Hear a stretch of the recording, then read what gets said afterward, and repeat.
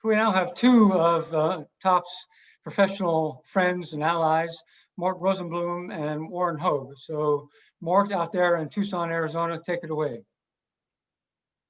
Yeah, the Top always reminded me of that great apocryphal line about, sir, we have three reporters and a gentleman from the Times.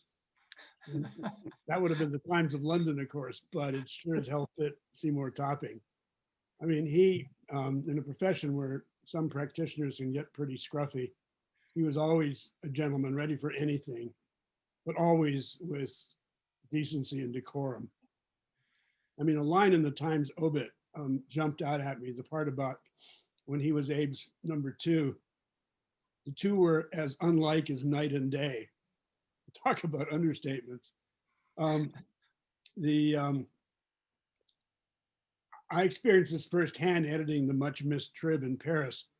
And when I'm doing battle with Abe and Sidney Gruson and such, Top was always a calming confidant where thoughts were, but his thoughts were always not about, the personalities of the issues. It was always what always mattered most for him all of his life, the readers. I mean, he had an astonishing grasp of the big picture of human nature, of geopolitics, and historical continuum. I mean, Bill caught this really well in those two OPC archival interviews. He quoted a line from Top's last book talking about China when Truman backed the wrong horse. America's failure to take account of indigenous factors, which often determine why, when, and how an adversary will stand and fight. I mean, that contributed to disastrous policy in China and Korea, but also, of course, Vietnam, Iraq, Afghanistan, Washington, pretty much general. He knew instinctively what all correspondents eventually learn. Ancient cultures don't take kindly to saviors with a shopping list. This morning, I talked to Bill Schmidt, who's just across town here in Tucson, who knew Top really well as a mentor and a colleague and a close friend. One of his amusing memories is how Audrey taught his then wife how to brave the ski slopes in Aspen. Audrey planted, you'll have to check this, Audrey, but that's what Bill says. Audrey planted bottles of red wine at the end of each long run to sort of encourage her on for perseverance. But Bill also recalled Top's uncommon ability to get the best out of people by letting them play to their own strengths, by infusing confidence, and like a good friend, always sharing in their triumphs. And that's what I remember. Excellent, excellent. Warren. For those of us who worked with Top at the New York Times, he was the indispensable man, our model, our mentor, our guide, our leader, and our friend. Working in a profession hardly known for its selflessness, Top always struck us as more interested in promoting our success than his own. He had his own success to spare, of course, having had a glorious foreign correspondence and editing career.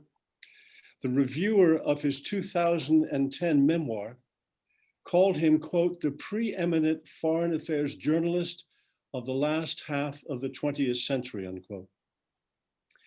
In the Times newsroom, Top's added value was in bringing wisdom and discipline to the creative and combustible mix of genius and animal spirits represented by his two immediate colleagues in high management, Abe Rosenthal and Arthur Gelb.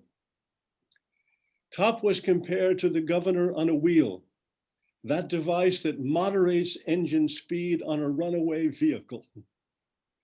It was always thought that the publisher, Punt Sulzberger, had placed Top between Abe and Artie for that very reason.